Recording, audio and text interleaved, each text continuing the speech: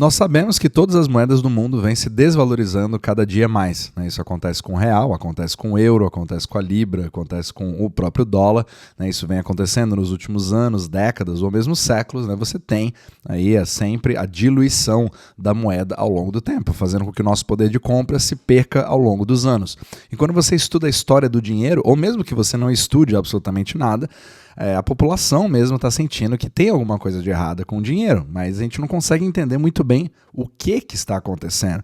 Mas é muito melhor você procurar um culpado para isso. E é claro que o raciocínio óbvio é que os bancos centrais são de fato os culpados por imprimir dinheiro. Afinal de contas, eles são os únicos que teriam essa capacidade e acaba influenciando pessoas que não têm nada a ver com o assunto, pessoas que estão tentando poupar para poder juntar dinheiro ao longo do tempo, e aí vem alguém do além com uma autoridade que eu não tenho como população comum e acaba diluindo o meu poder de compra sem eu ter votado nessa pessoa, sem eu ter concordado com isso, mas por uma decisão unilateral, mas que influencia a minha vida, roubando a minha prosperidade. E é aí que você tem os debates muito calorosos, assim, muito fortes, né, que você vê no Twitter, né, de pessoas completamente em campos diferentes, né, as pessoas apaixonadas pelo ouro, outras pelo Bitcoin, que Bitcoin vai resolver absolutamente tudo, o ouro vai resolver absolutamente tudo, um padrão ouro ou a moeda do BRICS. Você tem campos de vários e vários lados, cada um com a sua teoria. E aí é claro que todos eles entram em comum acordo em relação a quem é o culpado disso. E, obviamente, os bancos centrais acabam entrando na poltrona, ali na cadeira dos réus, né, como o principal culpado de todos os problemas da humanidade, da diluição do dinheiro. Vamos começar aqui, eu não estou aqui para defender Banco Central de forma alguma, eu acredito que eles criam muitas distorções no mercado, mas é muito importante a gente tentar entender como que eles de fato funcionam. Então, hoje, nesse capítulo, eu quero falar como é que funciona a impressão de dinheiro de fato. Então, todos nós temos a impressão de que o Fed, ele simplesmente vai e imprime dinheiro ao seu bel prazer. Você pode, antigamente você poderia imprimir fisicamente as notas, mas hoje em dia fica muito mais fácil, sendo que a moeda é digital, você pode simplesmente digitar dados num computador e isso é criado do além, imediatamente criando inflação. Só que, quando você fala que o Fed imprime dinheiro, geralmente as pessoas que acusam o Fed de fazer isso, agora eu estou voltando exclusivamente para o dólar, né? As pessoas tentam rastrear como que o Fed faz essa impressão, que hoje você tem muitos dados que são públicos, né, no banco de dados americano, que é o FRED, que ele é fantástico, né, é uma das melhores coisas que o Banco Central fez, uma das poucas coisas que realmente presta no Banco Central, é você poder, pelo menos, ter a transparência dos números sendo apresentados ali, do que realmente está acontecendo. Então, quando você vê o balanço do Fed, ele costuma ser o lugar onde as pessoas costumam enxergar o que está acontecendo. Então, quando esse balanço cresce, significa que o Banco Central americano está criando cada vez mais dinheiro do além, e que fatalmente esse dinheiro tem que entrar na economia, criando inflação e afetando a vida de todo mundo. Mas o que eu quero explicar é como que isso de fato acontece. Será que é assim mesmo? Então, quando uma das principais fontes desse tipo de desconfiança é quando nós vemos um gráfico que mostra a relação entre o balanço do Fed, do crescimento do balanço do Fed e o crescimento da Bolsa Americana, das ações. Ou seja, quando você observa esse gráfico, você vê uma correlação muito grande. Você vê que quando um sobe, o outro sobe também.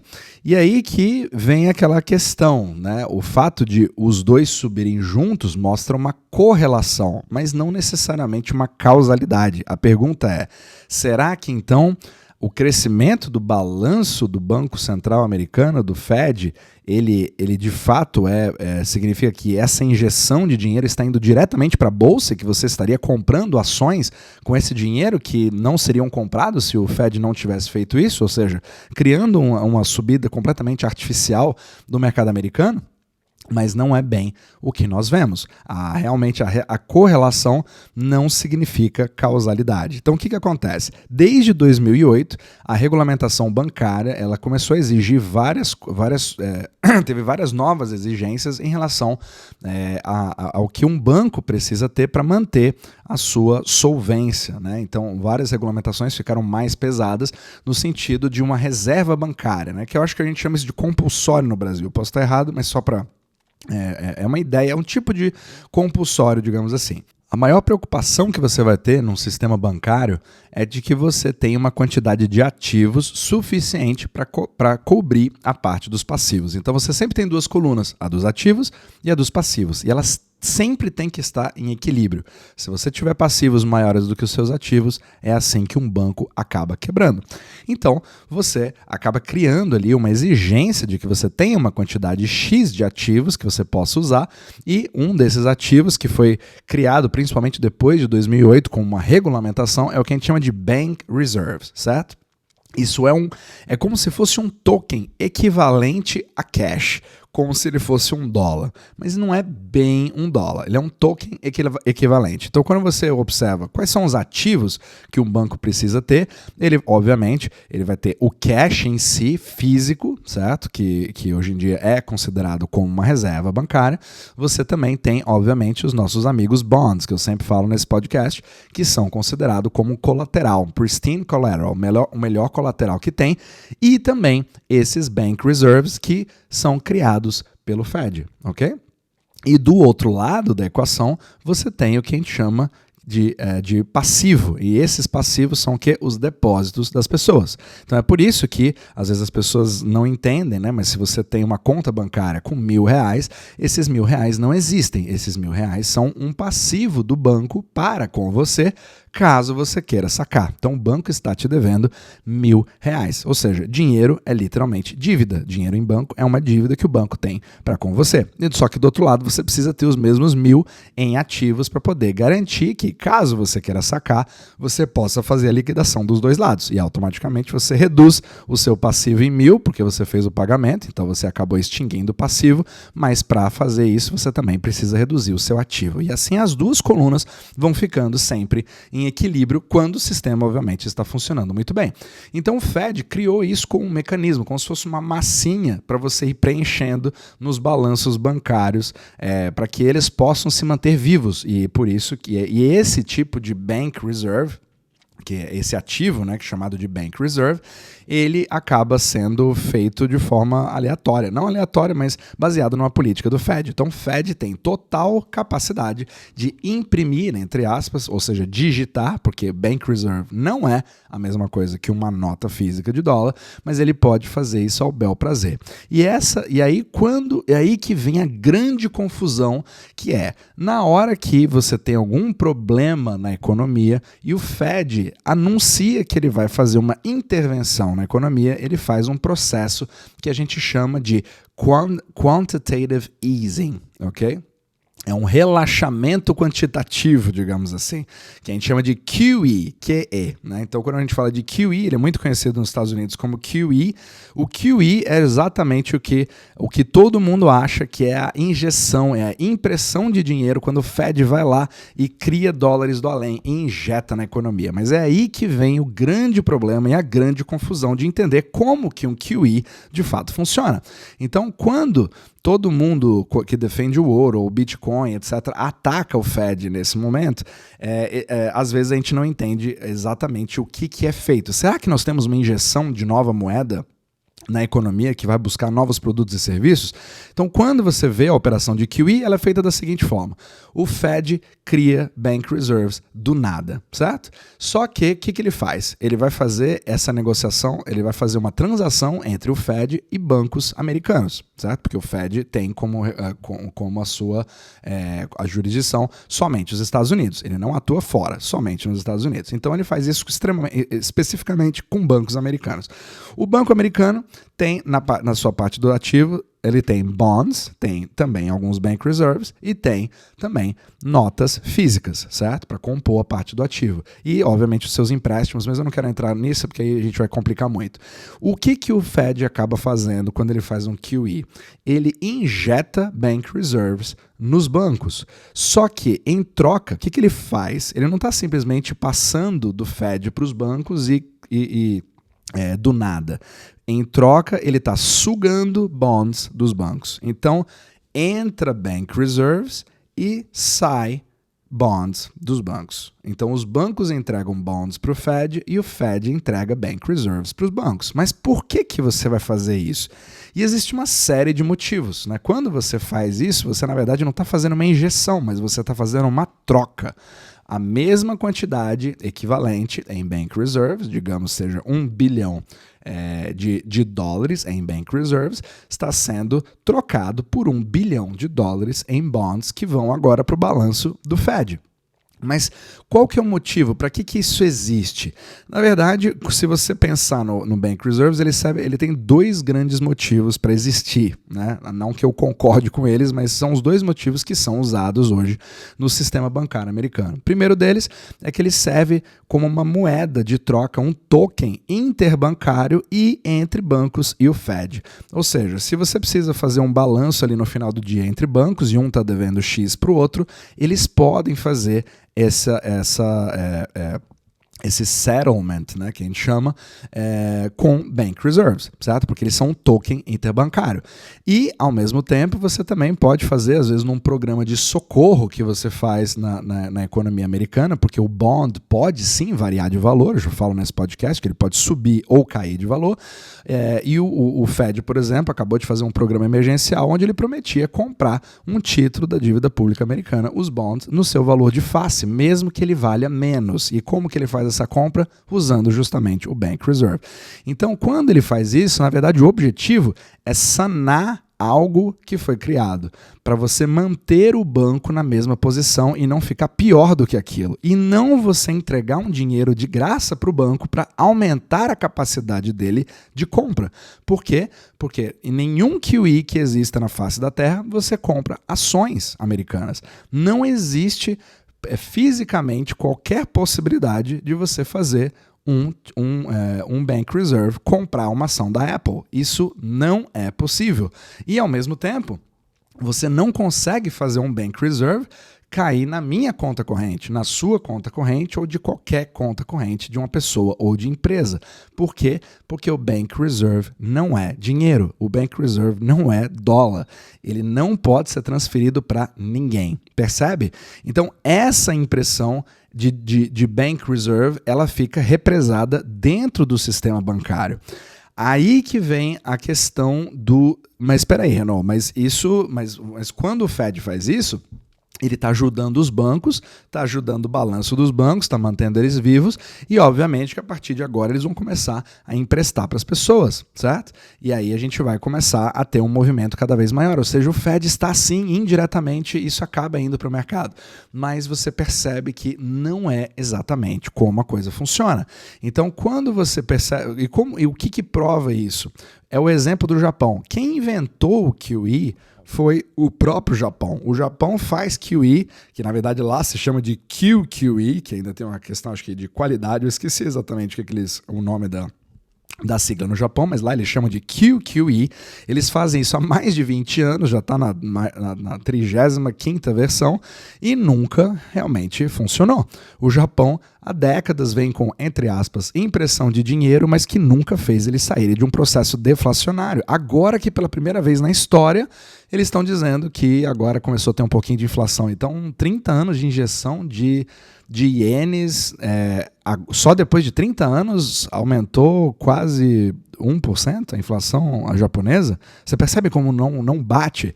Então, essa história de que o QE imediatamente vai gerar uma inflação na economia não tem base na realidade. Então o que acontece de fato? O que aconteceu no Japão? Você teve uma das maiores injeções de QE na história, em mais de 30 versões diferentes, só que o que aconteceu é que o Fed esperava que os bancos fossem agir em cima disso e pudessem injetar dinheiro na economia. Só que isso não aconteceu. Os empréstimos caíram mais ainda. E aí você percebe que, na verdade, os bancos centrais eles agem de forma reativa e não de uma forma proativa. E é aí que você precisa entender que a relação está completamente invertida do que a gente acha que é, de fato, uma impressão de dinheiro. Mas, Renaud, a gente vê que a moeda vem se desvalorizando, a gente vê que a quantidade de moeda circulante na economia é cada vez maior. E como é que você explica isso? O M2, que é uma das formas de você poder medir, apesar de não ser perfeito, ele aumenta a partir do momento que você tem real liquidez na economia. Mas as pessoas consideram liquidez qualquer coisa. É difícil até você definir o que é liquidez. E muitos, inclusive, acham que a definição de liquidez é a própria quantidade de bank reserve feita pelo Fed. Só que quando você percebe realmente os efeitos inflacionários da criação de novos dólares na economia, só existe uma fonte possível. Chamam-se bancos. Então, os bancos são os atores que realmente têm a capacidade de fazer isso a partir do momento em que você cria um empréstimo. Só que o mais incrível é que esses bancos, eles não estão somente nos Estados Unidos. Esses bancos estão no mundo inteiro. Bancos dentro do sistema Eurodólar, que utilizam dólares que são 100% digitais, que não tem nenhuma, nem a legislação do próprio Fed vai atuar nesses bancos, porque ele nem nos Estados Unidos estão trabalhando com eurodólares, dólares fora da economia americana. E eles têm total controle para, caso queiram, se um banco italiano quiser fazer um empréstimo para a empresa japonesa em dólares para comprar maquinário de Mitsubishi, ele tem total capacidade de imprimir dólares na economia. E esses dólares vão circular na economia mundial e esses dólares podem voltar para os Estados Unidos independente da vontade do Fed, independente do que o Fed queira que aconteça ou não. Percebe o problema? E aí talvez a gente se pergunte, mas tá bom, mas agora se o banco tem esse poder que o Fed acaba não tendo, porque pelo que você está me explicando, o Fed só consegue fazer bank reserves e os bancos privados conseguem fazer dólares, o que é o caso, por que os bancos não imprimem dólar adoidado? Por que os bancos não fazem isso de forma discriminada e resolve o problema mundial? É só acreditar todo mundo com $1 milhão na conta e aí você cria a paz na terra, certo? Mas, obviamente, que tudo isso vem por um custo. Um banco ele só vai fazer um processo de crédito gerando novos dólares na economia desde que ele saiba que a pessoa que foi creditado a esse empréstimo tenha condições de pagar de volta. Ou seja, o maior medo dele chama-se inadimplência, porque se ele tiver inadimplência, todo aquele ativo dele, que seria o empréstimo cedido, vai pro ralo e ele vale absolutamente nada, fazendo com que o seu balanço entre em colapso, fazendo o banco quebrar. Então, desde 2008, os bancos ficaram completamente desconfiados um dos outros, porque antes você tinha uma excelente relação baseada simplesmente no conhecimento, baseado no relacionamento de longo prazo, que um confia no outro, e tudo isso acabou com a crise de 2008, fazendo com que o mercado Ripple, onde você usa os bonds americanos como colateral, tenham sido a norma desde então. Só que isso faz com que você tenha vantagens e desvantagens. Isso criou uma quantidade gigantesca de bancos desconfiados uns dos outros, mesmo com o colateral e a falta de colateral no mercado, fazendo com que todos os empréstimos e todo o crescimento monetário desde 2008 não tenha sido nem de perto o que poderia ter sido caso o sistema ainda estivesse funcionando, certo? E agora, quando você se pergunta, mas isso é muito confuso, porque qual que é o problema que nós estamos tendo agora? É um problema deflacionário, mas os preços estão subindo. Percebe o problema? Todo mundo trata a inflação ou deflação no mesmo pacote. Você acha que a causa de um tem que ser necessariamente a consequência do outro. Então você tem o tipo de inflação que é criado pela criação de mais papel moeda e você tem a inflação, entre aspas, que é simplesmente uma subida de preços a consumidor.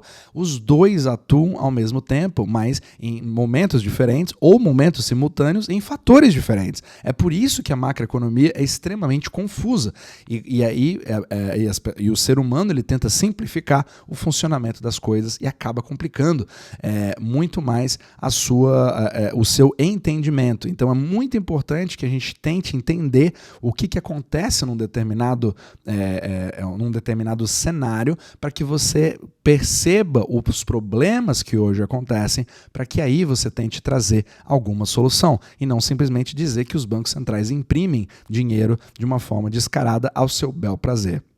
Certo? Então, o QE, ele vem se mostrando um programa que simplesmente não funciona. Ele pode até manter alguns bancos de pé por mais tempo, só que o banco ele só serve para uma coisa, para permitir transações entre pessoas privadas e empresas, para que você possa fazer a economia crescer. A partir do momento em que um banco sente que o seu balanço está completamente restrito e ele não tem condições de fazer empréstimos, ele recusa o empréstimo a pessoas, a pequenas empresas ou a pessoas físicas como eu e você, ou somente para outros bancos ou para corporações, você perde o intuito do sistema bancário. Essa é a força deflacionária que faz com que, ao mesmo tempo, a gente não tenha um crescimento como nós poderíamos ter tido, o que faria os preços ficarem mais baixos, porque você poderia ter muito mais investimento em empresas que contratariam mais pessoas, que conseguiriam fazer mais investimentos em maquinários, com mais inovação, mais concorrência, o que faz os preços dos produtos caírem. Percebe que tudo isso é uma dinâmica de contracorrentes e que acaba criando uma completa confusão no debate, no discurso, né? Então é impossível você tirar uma conclusão, porque cada país tem uma situação completamente diferente. Mas o dólar, como eu sempre digo nesse podcast, ele tem uma situação única. Ele não pertence somente aos Estados Unidos e ele pode ser impresso fora dos Estados Unidos. É isso que a maioria das pessoas não sabe. E não somente isso, a maioria dos dólares em existência não são impressos dentro dos Estados Unidos, mas fora dos Estados Unidos.